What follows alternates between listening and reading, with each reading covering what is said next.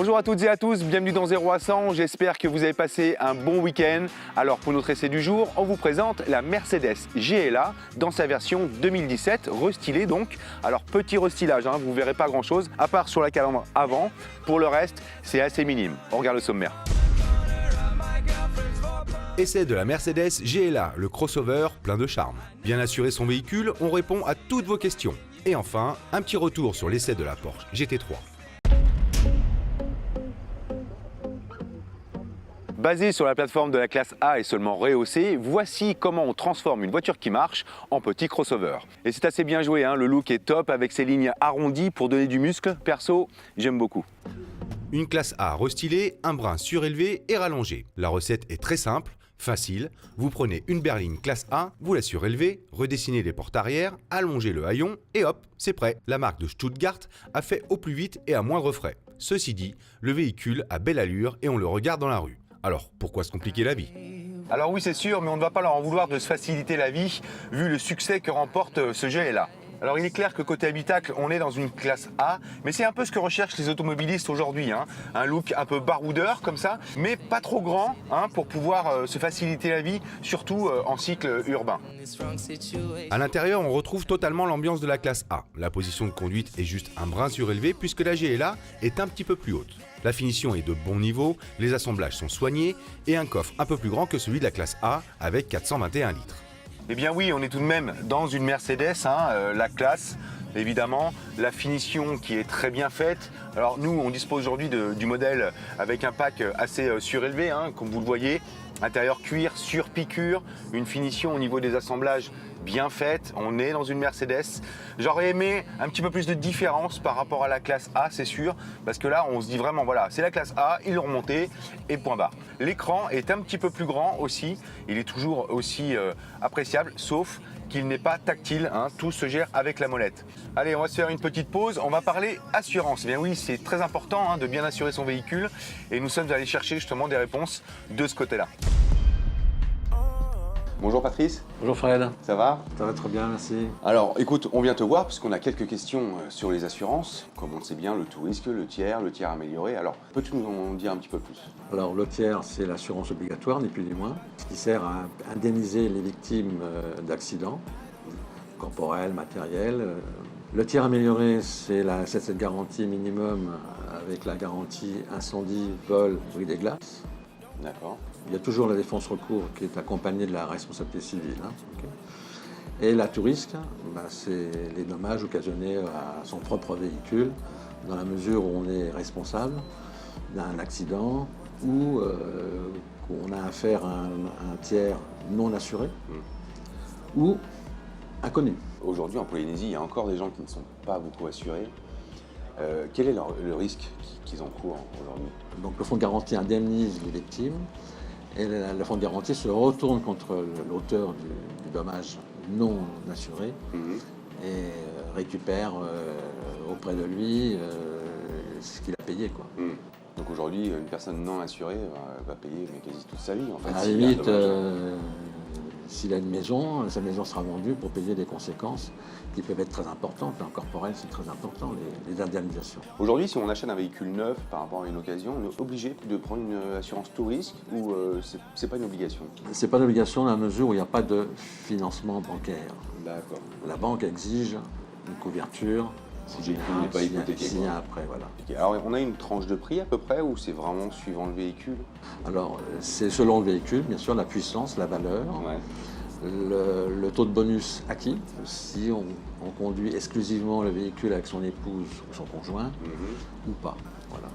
Alors, sachant que les jeunes conducteurs, bien sûr, plus compliqué, vont être pénalisés parce qu'ils ont leur manque d'expérience et statistiquement, ils sont sujets à plus d'accidents que d'autres. Voilà. Ça va leur coûter plus cher. Donc eux, ils vont démarrer avec 0 bonus. Comment fonctionne ce bonus? À savoir, la première année, c'est 10% sans sinistre, la deuxième année, 20%, et ensuite, jusqu'à 50%, 5% par année. Quelle solution aujourd'hui pour les jeunes conducteurs? Je sais pas, vous proposez des choses, les assureurs proposent des choses pour les jeunes conducteurs? Pas spécialement. On a des tarifs qui sont assez élevés en fonction de l'âge et de l'ancienneté de permis de conduire, sachant qu'au bout de 2 ans, la pénalité saute. Statistiquement, on se rend compte quand même qu'il y a beaucoup d'accidents. Les jeunes, c'est quoi? C'est la vitesse. Ils n'ont pas toujours des véhicules adaptés à leur conduite. Ils prennent toujours des véhicules sportifs en général. C'est ça le problème. Vaut mieux démarrer avec une petite voiture. Exactement. Voilà, faire ses au moins, preuves, puis après, au bout de 20% de bonus, après, Ouais, ça commence va à être- nettement mieux. Ouais. Bien sûr. Patrice, merci beaucoup. Ça ne dérange pas, je vais revenir la semaine prochaine te reposer quelques questions parce que j'en ai encore un petit peu. Mais volontiers, C'est bon? absolument. Ah bah super, on revoit Patrice la semaine prochaine. Merci.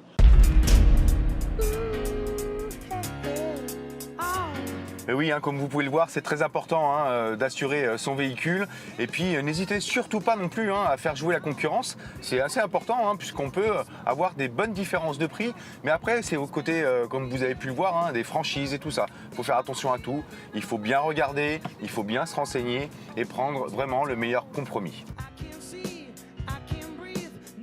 Pour ce qui est du comportement routier, ce GLA demeure absolument remarquable de précision, d'agilité, avec une direction directe.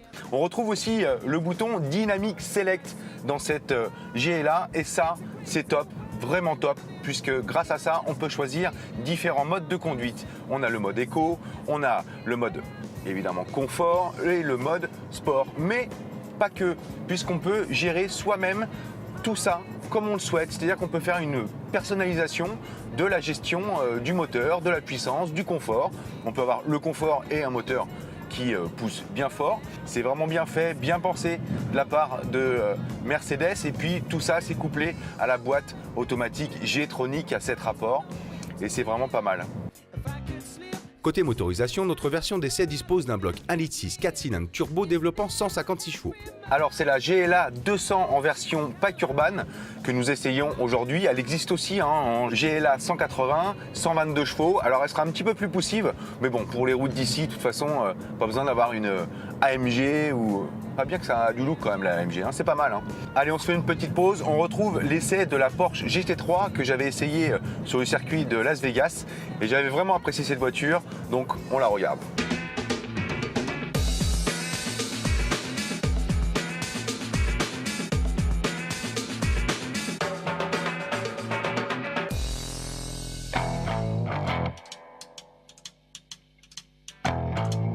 Now, when I was a little boy, at the age of 5,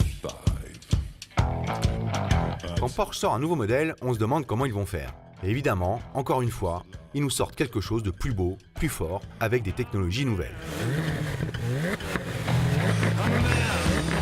Alors au premier abord, une Porsche GT3, c'est assez sportif, c'est assez radical.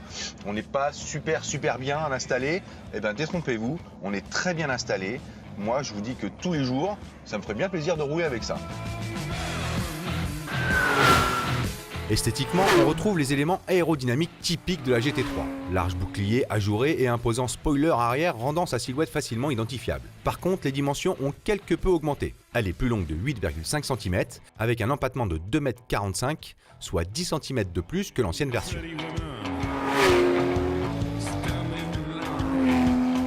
Dans la famille 911, il y a la Carrera et ses dérivés S, 4S, puis on trouve la Turbo et enfin la GT3. Mais elle occupe une place à part entière, celle de la bête qui s'épanouit aussi bien sur piste que sur route. Un peu rude, mais avec une polyvalence assez relative et facilité d'utilisation. Cette GT3 vous sera très agréable aussi pour des trajets domicile-travail.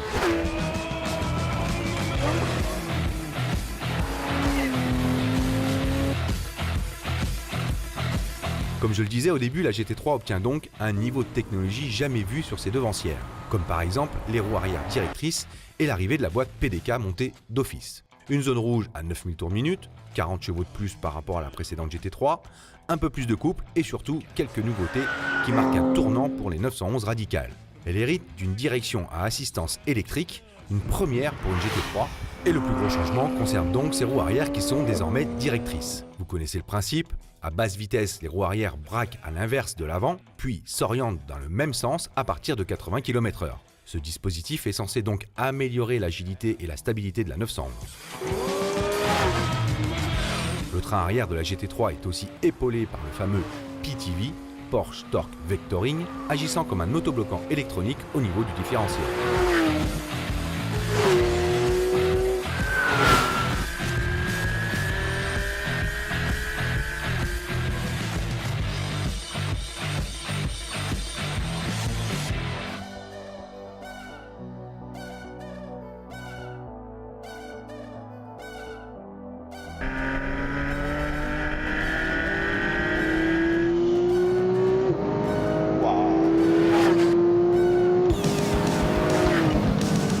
l'embrayage est terrible. L'accélération, pareil. Incroyable. Fantastique voiture. Ce que j'aime dans cette GT3, comparé à la RS, vous verrez, c'est qu'on peut vraiment y être tous les jours dans cette voiture.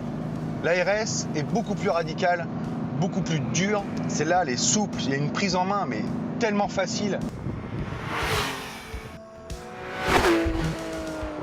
L'autre grosse évolution porte sur le moteur. Cette fois, le Flat 6 n'est plus un bloc moteur développé à part, mais dérive du 3,8 litres de la Carrera S.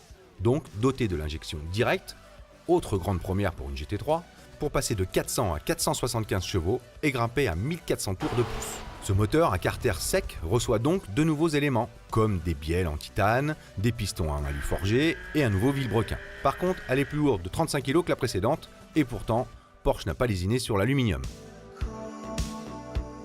Quel bonheur, quel travail effectué ici. On entre très vite en courbe avec une aisance ahurissante et on en ressort encore plus fort. En fait, je trouve que cette GT3 se rapproche d'une super sportive à moteur central, comme une certaine Ferrari 458 Italia vue dans une émission précédente.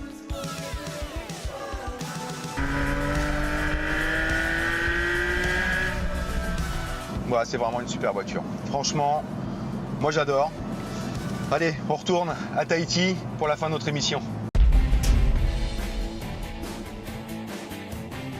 De retour au volant de cette GLA. Alors, côté dimension, 4,42 m de long, 1,80 m de large, 1,49 m de haut. Oui, c'est pas très haut, hein, c'est ce qu'on vous disait, mais le look fait que, justement. Alors, pour cette version GLA 200, il vous en coûtera 6 490 000 francs, environ 1 million de moins pour la version GLA 180. Allez, notre émission se termine. Je vous souhaite une excellente semaine. On se retrouve dimanche prochain à la même heure, toujours sur TNTV. En attendant, je le dirai jamais assez, hein, soyez très prudents sur la route et bonne semaine. Ciao.